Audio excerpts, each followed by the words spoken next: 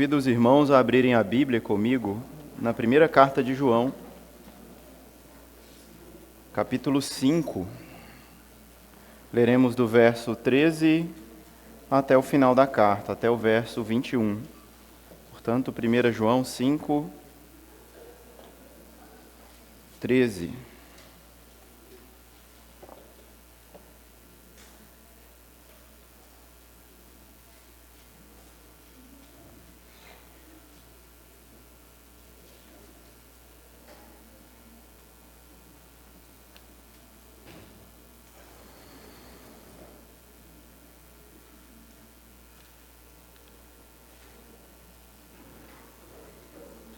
Amém?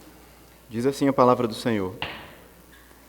Estas coisas escrevi a vocês que creem no nome do Filho de Deus, para que saibam que têm a vida eterna. E esta é a confiança que temos para com Ele, que se pedirmos alguma coisa segundo a sua vontade, Ele nos ouve. E se sabemos que Ele nos ouve, quanto ao que lhe pedimos, estamos certos de que obtemos os pedidos que lhe temos feito. Se alguém vê o seu irmão cometer pecado que não leva à morte, pedirá a Deus, e Deus dará vida a esse irmão. Isso aos que cometem pecados que não levam à morte. Há pecado que leva à morte, e por esse não digo que se deva pedir. Toda injustiça é pecado, e há pecado que não leva à morte. Sabemos que todo aquele que é nascido de Deus não vive pecando, porque quem é nascido de Deus guarda a si mesmo, e o maligno não pode tocar nele.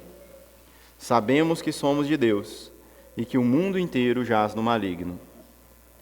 Também sabemos que o Filho de Deus já veio e nos tem dado entendimento para reconhecermos aquele que é o verdadeiro, e nós estamos naquele que é o verdadeiro, em seu Filho, Jesus Cristo. Este é o verdadeiro Deus e a vida eterna. Filhinhos, cuidado com os ídolos. Vamos orar mais uma vez nesta manhã. Feche seus olhos. Ó Pai, nós a Ti levantamos o nosso clamor nesta manhã, reconhecendo a Tua bondade, a Tua graça. O Senhor é um Deus preservador, um Deus que conserva, Senhor, as nossas vidas e há de nos assegurar, Senhor, firmes, guardados, livres, Senhor, até o fim.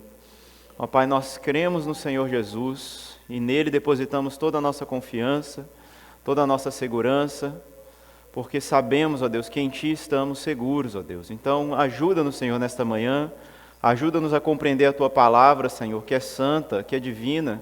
Ó Pai, e nossos pecados muitas vezes nos afastam de Ti, por isso pedimos perdão, pedimos a purificação, Senhor, do nosso coração, dos nossos pensamentos, para entendermos a Tua palavra de maneira clara, Senhor, e que ela nos desafie e nos capacite nessa manhã a Te obedecer, Pai, a viver para Ti.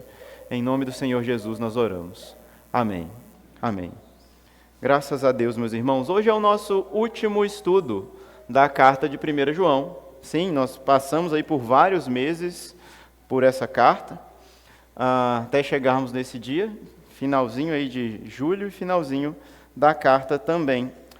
Nós passamos por vários assuntos. Os irmãos que não acompanharam ou que perderam algum dia, podem acessar lá no nosso canal do YouTube, podem acessar no Spotify, as pregações da série dos estudos anteriores, tá? Se você passar a Bíblia comigo, voltar umas paginazinhas aí, provavelmente a sua Bíblia ela vai ter subtítulos nas perícopes, nas passagens que dividem os assuntos dessa carta. E talvez numa olhada breve aí você já deve lembrar várias coisas que nós trabalhamos aqui ao longo dessa série, sobre os quais eu queria ressaltar somente alguns deles que vão contribuir diretamente com essa conclusão, né? Eu já mencionei em outro encontro que a carta de João ela funciona como se fosse uma espiral. Você apresenta um ponto específico e então João vai e passa por outros assuntos até que ele volta à altura daquele ponto específico, mas em outro nível. Ele rodou, né? Imagina aquela espiralzinha que vai fazendo assim, né? Então João vai fazendo isso em vários pontos ao longo da carta, de maneira que o começo parece que ele se encaixa muito bem com o final. e que o meio da carta também ele está muito harmonizado com esse assunto que a gente apresenta aqui hoje também. Ora, João já começa para a gente a sua carta, e você depois assista a pregação do primeiro estudo sobre essa carta, falando para a gente sobre quem Deus é, sobre a eternidade do Verbo de Deus, da palavra viva do Senhor, que existia desde sempre, em comunhão eterna, Pai, Filho e Espírito Santo, onde o Deus que é amor desfrutava de uma relação amorosa desde a eternidade, e por sua bondade esse Deus cria o mundo. E não bastasse isso, esse próprio Deus ele tem um plano. Ele tem um plano de santificar o seu nome e de manifestar a sua presença diante de toda a sua criação. Então esse Deus envia o seu próprio Filho, a segunda pessoa da Trindade, o Filho de Deus, Jesus Cristo, para estar entre os homens. Sim, ele encarnou, ele se tornou e se fez homem como nós, e esteve entre nós, cheio de graça e verdade, como diz o Evangelho, e vimos a sua glória, glória como a do unigênito do Pai, e todos os outros adjetivos que João vai trazendo sobre a pessoa de Jesus. De maneira que os apóstolos começam, então, o testemunho aqui na carta de João, dizendo que eles tocaram o verbo da vida, que eles o enxergaram, que eles ouviam suas palavras, eram palavras reais, era uma voz humana, falando em nome de Deus, porque era o próprio Deus também falando. Já não era mais como na revelação do Antigo Testamento, em que Deus separava um profeta para falar ao povo, mas o próprio Deus agora falava ao seu povo. E João, então, vai pegar isso do começo e expandir para o decorrer da carta ao dizer o seguinte, que essa comunhão que era exclusiva de Deus com Deus, agora ela foi compartilhada com os homens. É possível que nós, agora que cremos na pessoa do seu Filho Jesus, que nos arrependemos de nosso pecado, que clamamos pelo seu sangue para que nos purifique de todo o pecado, de toda impureza, nós entramos também nessa relação de comunhão e de amor eternos, que Deus desfruta desde sempre. E uma vez que nós acessamos então esse conhecimento de Deus, essa presença de Deus, essa comunhão com Deus, nós podemos ter comunhão uns com os outros. E uma coisa agora vai sinalizar a outra. Quanto mais você tem comunhão com os irmãos, mais você mostra que você tem comunhão com Deus. Quanto mais você tem comunhão com Deus, mais Deus te capacita a se relacionar e a ter comunhão com os irmãos. Esse é o comecinho aí da carta de João. João apresenta um outro problema que é importante a gente falar, um problema na verdade, porque isso não é um problema. João apresenta um problema depois, na verdade, ele dizer que existem aqueles que, sabendo dessas verdades, simplesmente de maneira intelectual, eles não vivem essa verdade no seu dia a dia. Então abandonam a fé e tentam mudar a verdade de Deus em mentira, chamando o próprio Deus de mentiroso ao afirmar que não existe mais pecado, que nós agora vivemos simplesmente por instinto, cada um sabe o que deve fazer e cada um pode tocar a sua vida da maneira que bem lhe agradar. Isso é um ensino falso, que João, o apóstolo do amor, vai combater com fortes palavras, muito duras, muito severas, a ponto de chamar estes que abandonam a fé e dizem que Deus não é o Deus bondoso, verdadeiro, criador do mundo, dos céus e da terra, eles vão ser chamados de anticristos, ou seja, eles estão jogando contra. Eles não estão jogando a favor. Quando eles defendem que você pode viver em seus pecados, quando eles defendem que você não precisa amar o seu irmão, quando eles incentivam você a amar o mundo, amar as riquezas, amar as posses, amar seja lá o que for, que não esteja alinhado com a palavra de Deus. E aí João vai fazendo esse contraste da revelação divina, do amor aos irmãos, daqueles que odeiam seus irmãos e acham que amam a Deus, se eles nem conhecem, se eles não conseguem ter comunhão com o irmão, como eles podem ter comunhão com Deus? Nós falamos disso nos últimos domingos também. E aí chegamos então no ponto final da nossa carta, né? Que a gente começou lendo aqui no verso 13. Esse texto, como eu disse no aspecto da espiral, ele é praticamente um paralelo com o texto de 1 João 3, 19 a 24. Depois eu convido vocês a darem uma olhadinha lá nas suas Bíblias e reverem também a pregação que foi feita sobre isso. Foi até o pastor Everton que trouxe essa mensagem para a gente no dia, tá? Então, mais uma vez, vemos assuntos aqui que vão se repetir. Olha, eu convido vocês a lerem de novo comigo o verso 13 do capítulo 5, para darmos prosseguimento.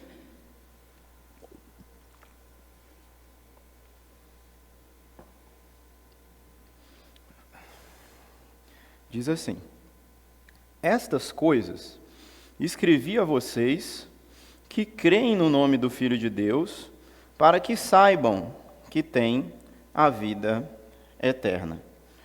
Meus irmãos, A palavra de Deus ela é maravilhosa. Nós cremos na inspiração divina dessa palavra, de maneira que cada palavrinha que foi colocada aqui no texto original foi por Deus inspirada, soprada, providencialmente preservada para chegar aos nossos dias e podermos ler a Bíblia e falar realmente, esta é a palavra de Deus. E quando nós pensamos na doutrina da inspiração e da preservação das Escrituras, nós tendemos então a olhar para a palavra de Deus como inspirada em cada palavrinha mesmo, em cada vírgula, em cada tempo verbal, em cada classe de palavras que vai aparecer aqui, como tendo sido intencionalmente colocada por Deus nesse texto para nos instruir.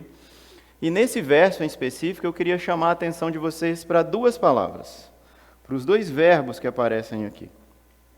Dois dos verbos que aparecem aqui, o verbo crer, no nome do Filho de Deus, e o verbo saber. Meus irmãos, essa passagem curtinha que nós trabalhamos aqui hoje, vamos até o fim com o estudo dela, ela apresenta para a gente umas 6 vezes a palavra sabemos que, ou saibam que. Ou seja, João tem algo a nos mostrar aqui que é algo inquestionável. Eu quero colocar essas duas palavras aqui para a gente tentar entender o sentido delas. O crer e o saber que. Existe diferença, de fato. Se você diz para uma pessoa, olha, eu acredito nisso, né? Eu acredito nessa informação, a outra pode simplesmente dizer, não, mas eu não acredito nisso. Ou eu acredito em Jesus, o outro pode dizer, ok, mas eu acredito em Buda. E cada um com a sua crença, né? A crença, ela parece que é algo privado, de certa forma, ou algo volúvel ali, né? Que num momento você pode acreditar, no outro momento você não pode acreditar, e tanto faz o que você faz com isso. Obviamente, isso não é a fé bíblica, tá? A fé bíblica ela envolve uma certeza, uma confiança plena. Mas esse aspecto de significado do verbo crer, ele é válido para isso. Por isso é possível crer, segundo a própria Bíblia, em falsos deuses, em falsas verdades. É possível acreditar em mentiras, não é verdade? Porque ela tem esse aspecto subjetivo. Agora, o saber é diferente. O saber, ele parece que ele é embasado em fatos. É algo objetivo. Existiu, aconteceu aquilo ali e você foi informado que aquilo aconteceu. Então agora você não sabia e agora você sabe. Mas isso não muda em nada o fato daquilo ter acontecido ou não, entende? Para ilustrar melhor essa compreensão, eu queria contar para vocês uma história verídica, tá? Um testemunho que uma vez eu ouvi. Certa vez, um jovem judeu, né, estudou numa escola rabínica para se formar como rabino. Ele fez todo o processo, foi lá, estudou vários e vários anos, leu toda a tradição, o Talmud, e tudo formalzinho, bonitinho e tal, para se formar. No dia da formatura existia um tipo de entrevista, um tipo de interrogatório quase, sobre as verdades que ele tinha aprendido, né? Uma arguição. E inclusive um ponto muito importante, esse jovem judeu, ele cria em Jesus como Messias. Ele era um judeu messiânico, mas viveu ali estudando, né, para se formar oficialmente, né, como um rabino. Mas se ele dissesse publicamente que ele acreditava em Jesus, todo o processo que ele tinha feito ia ser desqualificado. Ele não conseguiria pegar o seu título, o seu diploma, né, digamos assim, e oficializar legalmente como um rabino. E aí esse judeu contou essa história, né? Eu tive o privilégio de ouvir isso, ele dizendo o seguinte, olha, chegou na arguição, eles perguntaram várias coisas sobre os conteúdos da fé judaica e fizeram a pergunta clássica para ele. Você acredita que Jesus é o Messias?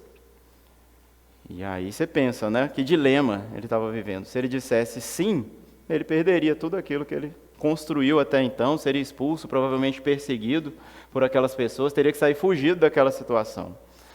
Porém, se ele dissesse não, ele estaria negando o seu Messias, o seu Deus e o seu Senhor.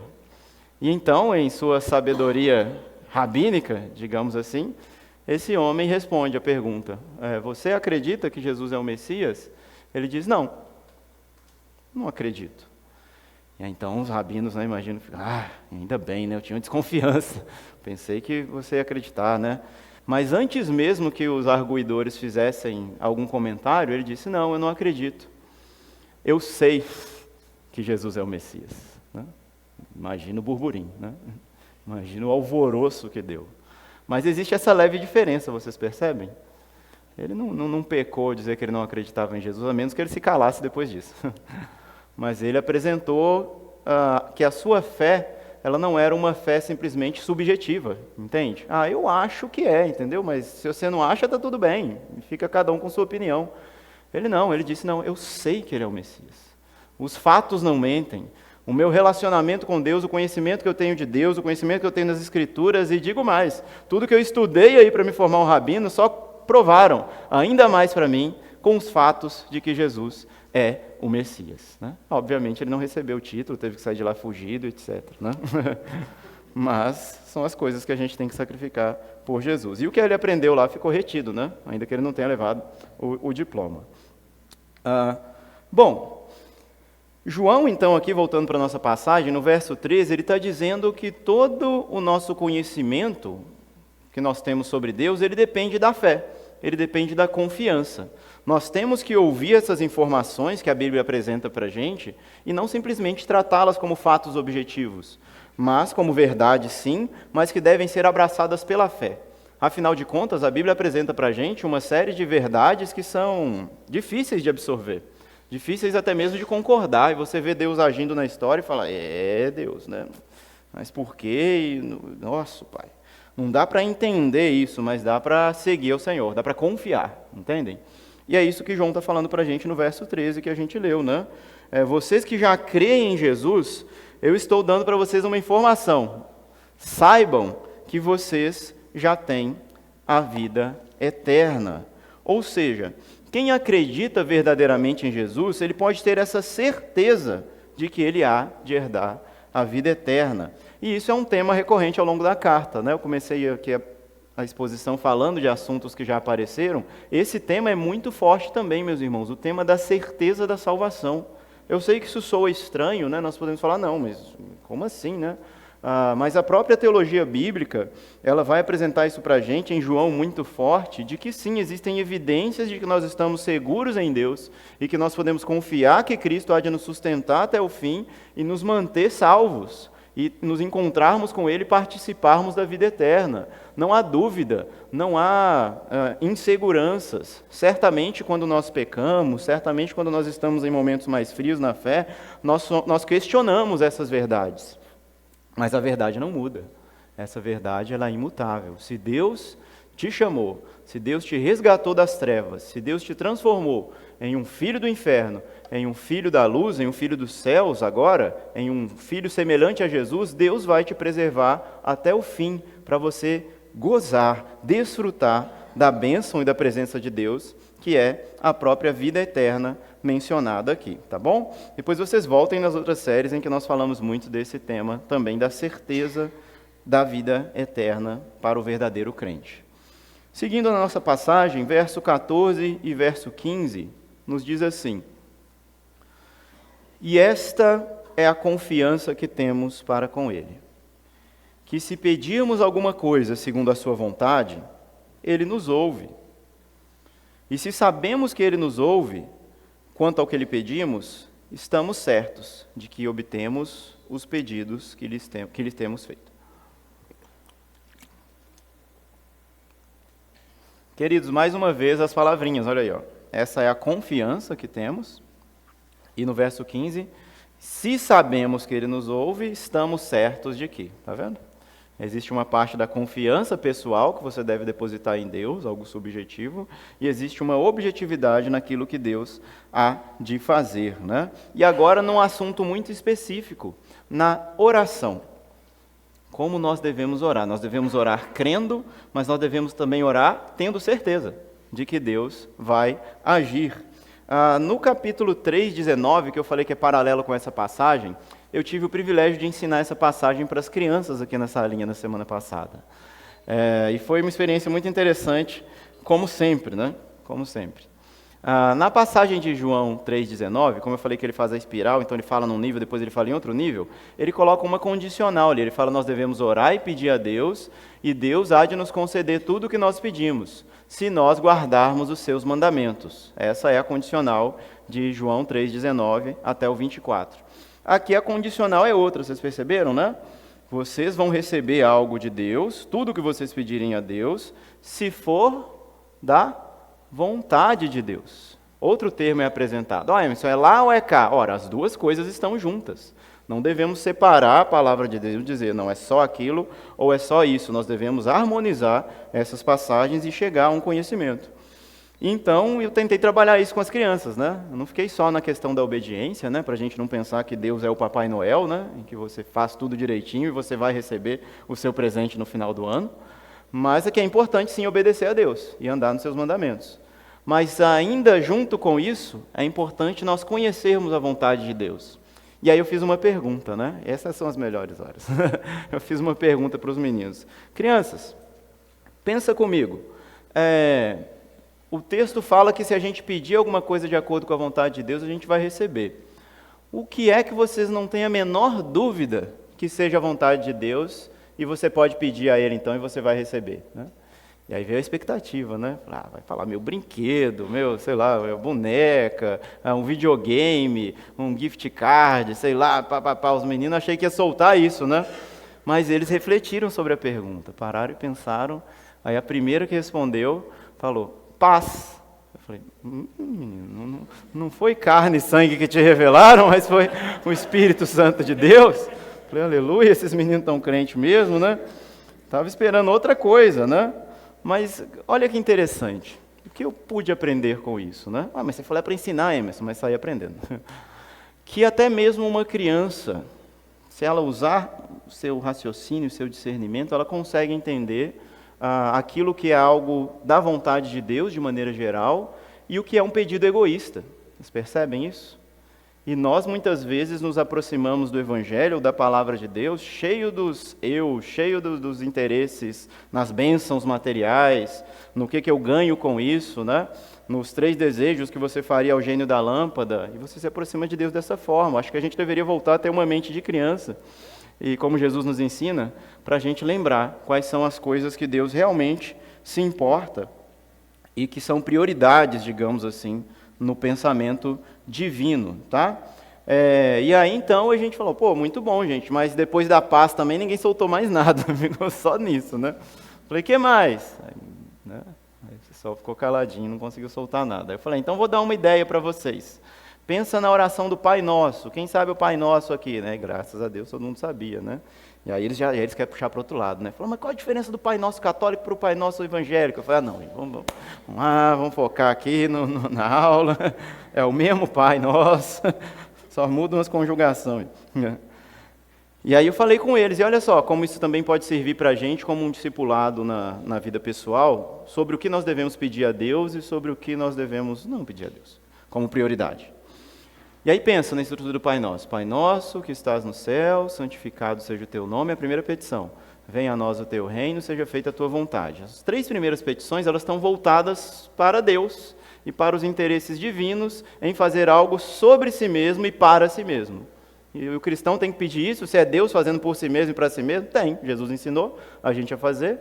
Mas Deus já é santo? Mas Deus já faz a sua vontade? O reino de Deus já está vindo? Já, mas Jesus falou, peça por isso.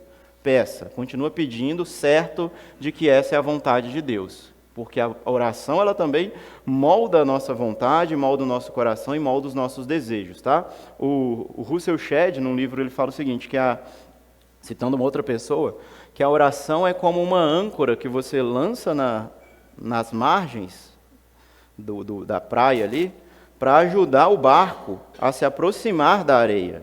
Você não lança a âncora para trazer a terra até o barco. Ele fala assim também é o ser humano orando diante de Deus. Nós somos trazidos à conformidade com a vontade divina conforme nós oramos. Não é Deus que se amolda aos nossos desejos, por mais insistentes que sejamos. Aí você pensa, ok, Emerson, até aí tudo bem. Mas aí Jesus continua no Pai Nosso, né? O pão nosso de cada dia nos dai hoje. Você falou, que é isso? Sustento. É isso mesmo, é comida mesmo. É alimento, é ter o necessário para a vida. Então Deus se preocupa com isso e quer que a gente peça sobre isso? Sim.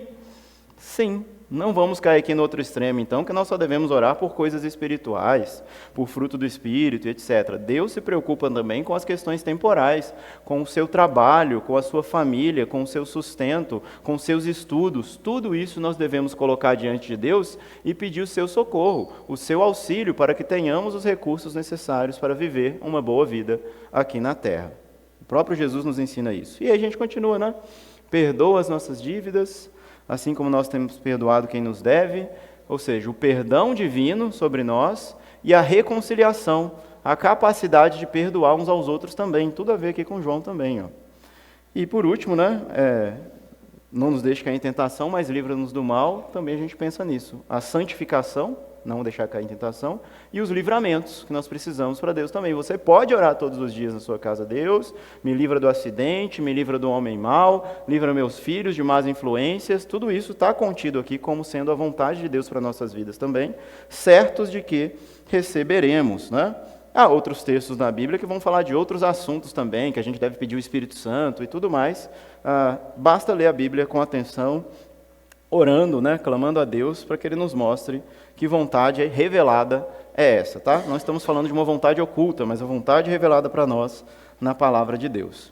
São todos motivos nobres e genuínos para pedirmos e para clamarmos ao Senhor. O texto de João que a gente está lendo hoje aqui no Evangelho, na carta, ele vai nos apresentar um motivo especial, que é o centro da pregação de hoje, que eu queria focar muito nisso, ainda que eu já falei um monte de coisa antes, ainda vou falar algumas coisas depois, mas esse é o ponto focal que eu quero trabalhar com vocês.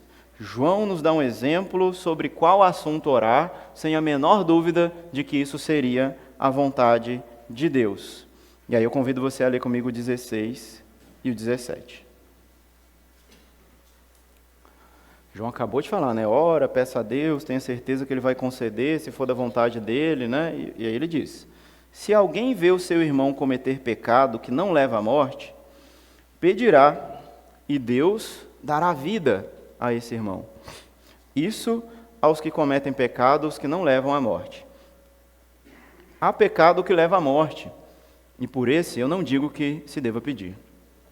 Toda injustiça é pecado, e há pecado que não leva à morte.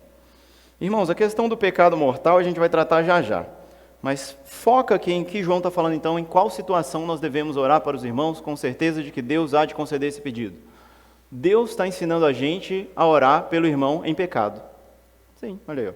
Se o irmão cometer pecado que não leva à morte, pedirá a Deus e Deus dará vida a esse irmão. Ou seja, João está ensinando a gente que nós devemos ter uma atitude bastante diferente daquela que nós costumamos ter em relação aos irmãos em pecado. Ou pego em pecado, ou simplesmente afastado, e a gente não sabe o que está acontecendo com o irmão. Ele nos convida a ter uma ação bem específica que a gente leu aqui.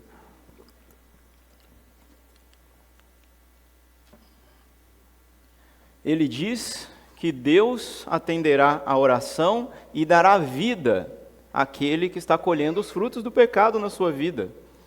Ou seja, nós devemos orar pelos desanimados, pelos irmãos que estão fracos na fé, pelos infrequentes, pelos aqueles que estão inconstantes, por irmãos que estejam em um pecado explícito e revelado, né, ou por irmãos que simplesmente sumiram, né? Sumiram. Meus queridos, existem muitas pessoas nessa situação, tanto no corpo de Cristo como um todo, quanto na nossa comunidade local também. E nós devemos ouvir então essa instrução de João e começarmos a praticar isso em nossas vidas. Nós somos uma igreja pequena, nós temos aqui praticamente 100 cadeiras aqui no salão. Se todos os membros da igreja viessem em todos os cultos, mais os visitantes que sempre vêm, mais os visitantes que vêm esporadicamente, a gente não caberia gente aqui na igreja. Você falou, mas então bota mais cadeiras. Você falou, mas primeiro não cabe. E segundo, os irmãos não vêm, entende? Muitos irmãos não vêm. Eu não estou dizendo que esses irmãos, que todos os irmãos que não vêm estão em pecado, tá, irmão? Isso é importante, tá? Para a gente não ser legalista aqui também. É lógico que existem imprevistos. Um irmão o filho adoeceu, o pneu furou, deu algum imprevisto, algum contratempo lá, ele não consegue vir por uma semana, por 2 semanas, mas depois o irmão está aí, graças a Deus, né? Precisou trabalhar, foi escalado, né? Todas essas são situações que acontecem e não envolvem pecado se a pessoa não está na igreja. Mas, irmãos, pensa no mundo animal, pensa lá no planeta Terra, no Animal Planet, naqueles documentários que você vê. Um animal, quando ele se afasta do bando, ele corre muito mais risco. Inclusive, a estratégia dos predadores é afastar o animal do bando para que possam arrebatá-lo de maneira mais fácil. Então, mesmo os irmãos que, por motivos nobres ou justos, não estão podendo vir à igreja, eles estão em uma situação de vulnerabilidade. Quanto mais aqueles que não vêm, porque realmente estão fracos na fé. Já não têm forças para se levantar. Já olha assim e fala, não, hoje é dia de culto, não, vou dormir mais um pouco, eu preciso descansar, eu preciso fazer isso, eu preciso fazer aquilo. Amanhã é segunda-feira, né? Então melhor eu garantir aqui o meu domingo para eu dar o melhor de mim durante a semana, ou tantas outras coisas nós podemos pensar, né? Não quero, então, generalizar, como eu já disse aqui, mas é importante a gente pensar nisso. Irmãos que muitas vezes são procurados, né, nessa situação, e sinalizam as características que nós falamos, a inconstância, o desânimo, ela não está tocando a vida devocional com Deus em casa também, ela não está cuidando dos filhos, ela não está lendo a Bíblia, ela não está orando, ou seja, fracos na fé, debilitados, muitas vezes amantes de si mesmos, está construindo uma vida em favor daquele ídolo que ela levantou para si mesma, enquanto Deus fica de lado, até que essa pessoa organize toda a sua vida e fala, ok, Deus, pode voltar, né? Igual como se fosse um cachorro, em que você afasta e aproxima ele de você quando você quer. Amantes dos prazeres da vida, sempre cansados demais, sempre ocupados demais, sempre inseguros demais. E aí eu pergunto para vocês que estão aqui, meus irmãos, que disposição você tem de procurar uma pessoa dessa? De ir atrás dela, de ligar, de orar, como o texto bíblico aqui está ensinando. Até quantas vezes você deve insistir com essa pessoa? É sobre isso que nós estamos falando aqui nessa manhã. Você oraria por ela, assim, todo dia, né? Vou fazer um propósito diante de Deus aqui de orar por aquele irmão que está desanimado, que está fraco na fé, que não quer vir na igreja, que não está frequentando mais nosso GC, que não quer se envolver com a igreja nenhuma. Eu vou orar por ele. Ora, eu digo que a reação natural nossa é deixar para lá. Nós somos tentados a falar, deixa ele, né? Ele está pecando lá, ele está escolhendo esse caminho para a vida dele. Então, uma hora Deus encontra com ele lá, entendeu? Eu não quero saber dele. Mas não é isso que a Bíblia nos ensina a fazer. João já falou isso claramente para a gente. Eu quero ler um outro texto com vocês também, 2 textos, que vão mostrar qual deve ser a nossa atitude diante dos irmãos que estejam fracos na fé. Hebreus 12:12 é o texto que eu quero ler com vocês agora. Vamos ler até o verso 15. Você pode abrir a sua Bíblia ou pode acompanhar aqui com a gente, que os irmãos ali já estão ágeis. Aproveitar e tomar água.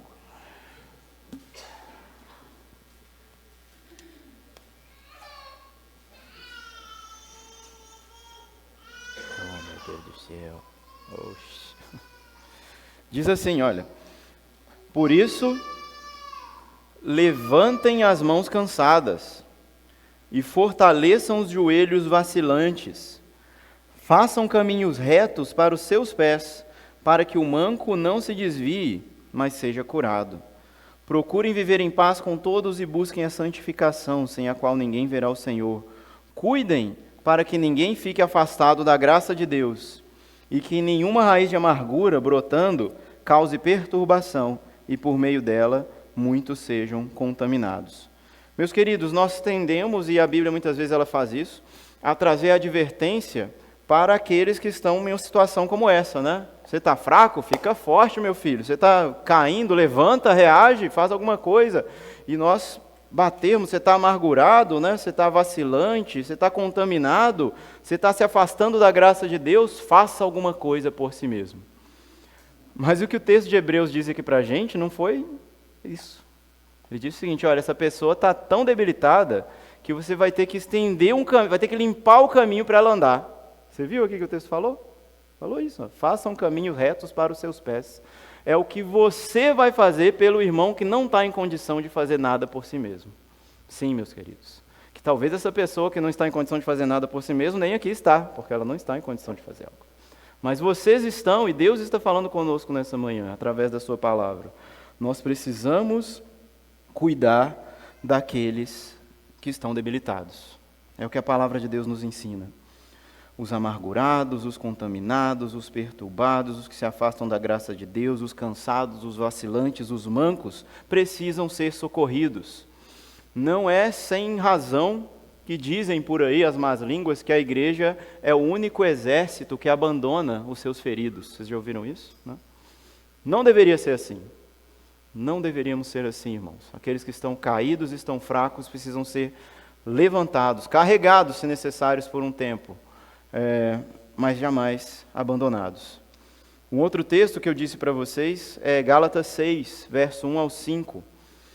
Não precisa abrir, eu vou ler aqui um pouquinho mais rápido. Irmãos, se alguém for surpreendido em alguma falta, ou seja, em algum pecado, vocês que são espirituais, restaurem essa pessoa com um espírito de brandura. Bom, mas queria descer a lenha na pessoa, né? Aproveitou, foi pego em flagrante, meu amigo, não há vara aqui te esperando, né? Restaurem essa pessoa com espírito de brandura, e que cada um tenha cuidado, para que não seja também tentado. Ou seja, podia ser você naquela situação, então tenha muita sabedoria ao tratar com essa pessoa. E que cada um tenha cuidado para que não seja tentado, levem as cargas uns dos outros, e assim estarão cumprindo a lei de Cristo. Porque se alguém julga ser alguma coisa, não sendo nada, engana a si mesmo. Mas que cada um examine o que está fazendo, e então terá motivo de gloriar-se unicamente em si e não em outro, porque cada um levará o seu próprio fardo. Portanto, irmãos, orem, liguem, visitem, escutem. Tudo isso é levarmos as cargas uns dos outros. Tratem com espírito de brandura aqueles que estão fracos na fé. Confie que o Senhor erguerá o abatido e o fará capaz de levar o seu próprio fardo. Porque esse texto aqui de Gálatas ele é interessante, né? Ele fala, levem a carga uns dos outros, aí ele conclui lá no verso 5, porque cada um deve levar o seu fardo, né? Você fala, eu vou levar para ele ou ele que vai levar? As duas situações em contextos diferentes. Tem algo que a gente precisa fazer pela pessoa que ela está sem condições nenhuma. Orar, ligar, dar uma carona se for necessário. Mas tem coisa que a pessoa tem que fazer sozinha. Eu falei aqui que se necessário a gente deve carregar o irmão, mas você pensa, Jesus nunca carregou ninguém. Você já pensou nisso? Né? Jesus viu o cara lá, né, no poço, né, o cara do poço lá. Né? Me ajuda aí, Senhor, carrega aqui para eu ir lá, entrar naquela água e ser curado. Aí Jesus só dá uma olhada, fica, é mesmo? É mesmo? O outro lá, o que ele falava? Olha, toma o teu leito, né? Levanta e anda, seja curado, seus pecados estão perdoados, né? A ajuda de Jesus foi dar para a pessoa o recurso necessário para que ela conseguisse fazer algo por si mesma. Isso muitas vezes é o fardo, né? A ser levado por cada um. A gente não pode jogar ninguém, aprisionar alguém dentro do carro, né? Algemar ele, soltar ele aqui na igreja. Mas a gente pode oferecer uma carona, a gente pode orar pela pessoa, a gente pode ter uma conversa por ela. Isso é o que o texto aqui de Gálatas está nos ensinando. Portanto, meus irmãos, voltando lá para a nossa passagem de João, 1 João 5, João nos disse no verso 14, no verso 15, 16 e 17, que nós podemos ter a confiança de que se a gente pedir alguma coisa segundo a vontade de Deus, Ele vai nos ouvir. E eu acabei de falar tanto tempo aqui para vocês que é da vontade de Deus que nós oremos pelos irmãos em pecado. Então coloque isso como uma rotina, como um hábito na sua vida, de orar por aqueles que estão fracos, por aqueles irmãos que estão sumidos, por aquele irmão que talvez você saiba explicitamente que ele está lutando com alguma coisa. Não desista dessa pessoa.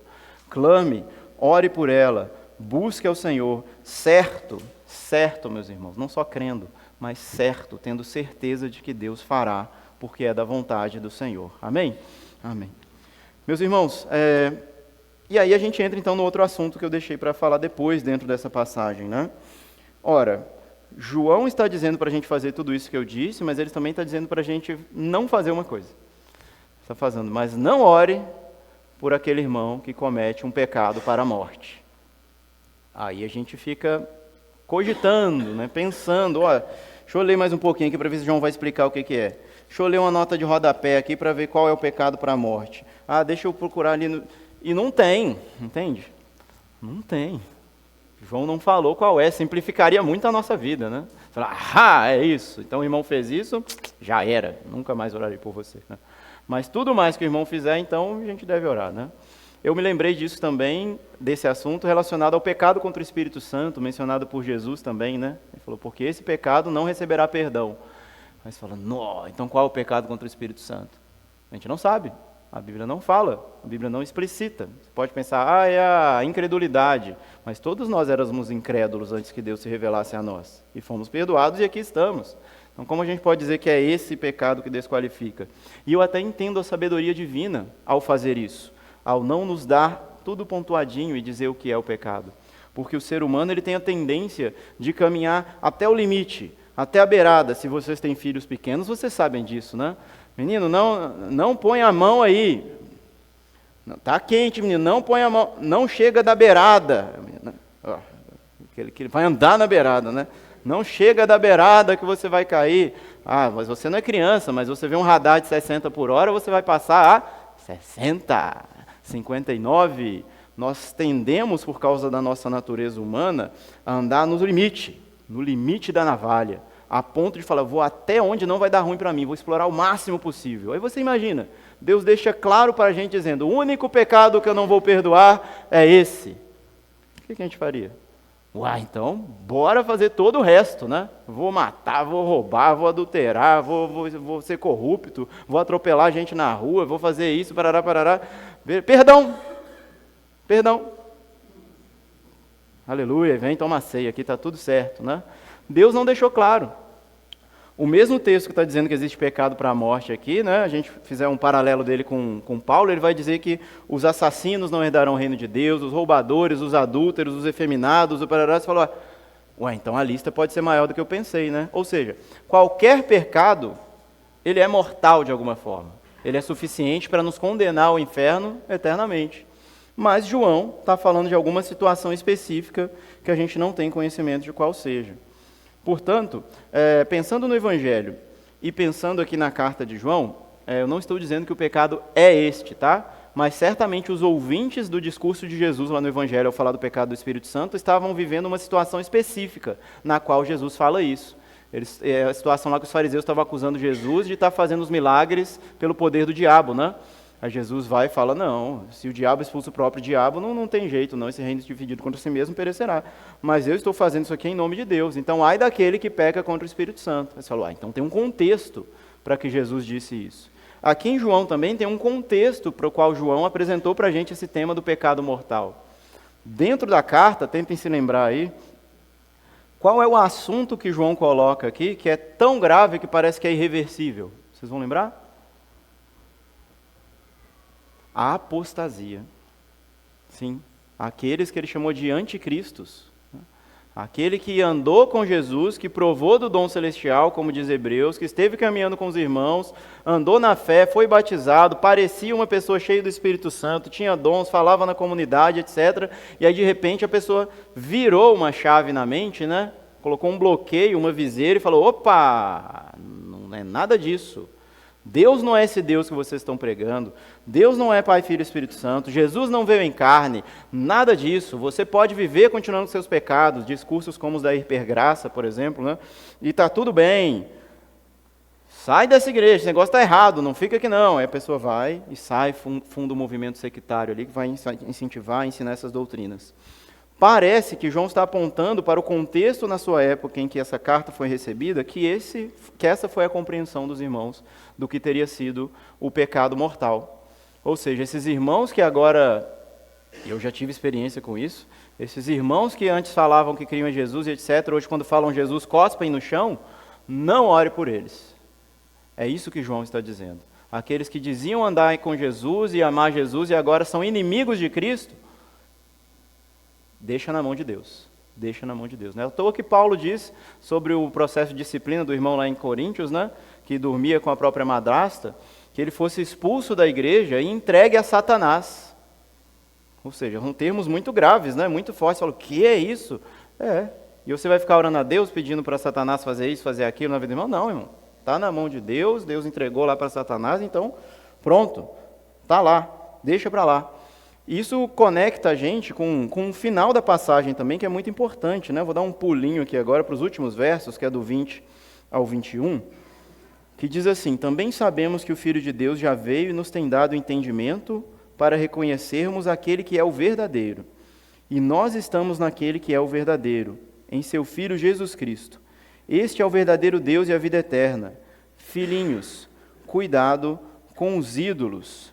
Ora, qualquer um, irmãos, que embora se dizendo cristão, abandone as verdades cardeais da fé cristã, e juntamente com isso a comunhão com os irmãos, e se torne um apóstata, é alguém que está escolhendo o caminho dos ídolos. É alguém que transformou Deus num ídolo. É uma pessoa que tirou um Deus do bolso e falou: você é assim, tem que se comportar assim, se comporte direitinho, ok? Porque eu sou o Senhor aqui, você é o meu servo. Ué, sai fora desse tipo de pessoa, entende? São apóstatas, pessoas que criam um Deus à sua imagem e semelhança, ao invés de reconhecerem a si mesmo como a imagem e semelhança de Deus, que constroem expectativas humanas de salvação e de felicidade em algo específico.